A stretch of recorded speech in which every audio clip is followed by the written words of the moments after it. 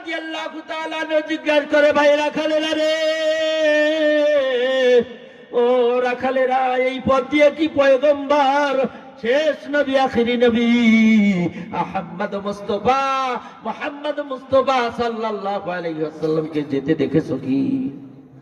রাখালেরা বলে, কে গো তোমরা? বলতেছে, আমার নাম আবু বকর, আমার ভাই ওমর। বলে, আবু বকর ওমর আর নবীকে চিনি না, নবীকে দেখি নাই। আবু বকর ওমর, নবীকে দেখি নাই, আবু বকর কে চিনি না, ওমর কেও চিনি না, তোমাদেরকে চিনি না। তবে আমরা রাখাল, মালিকের গরু উট চড়াই, তুম্ব চড়াই, আমরা গোলাম, আমরা কি তো দাস। বলছে, ভাই গো, পয়গম্বরকে 3 দিন ধরে খুঁজে পাই না। রাখালেরা ডাক দিয়ে বলে, পয়গম্বর, তোমাদেরকে না চিনলাম, তারপরও একটা বার্তা তোমাদেরকে দিতে পারি। তবে পয়গম্বর কেমন হবে তার সাথে তো আমাদের সাক্ষাৎ হয় নাই, কিন্তু আমরা জানি না পয়গম্বর কেমন হবে।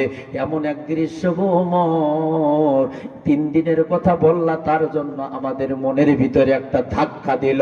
ওমর গো, আজ 3 দিন হইল এই মরুভূমির ভিতরে আমাদের শয়ে শয়ে উট, শত শত উট গুলা এই মরুভূমির ভিতরে, বালুর ভিতরে ঘাস খায় না, পাথরের ভিতরে শামলা খায় না, নিচের দিকে মুখ লাগায় না। 3 দিন ধরে কিছু খায় না,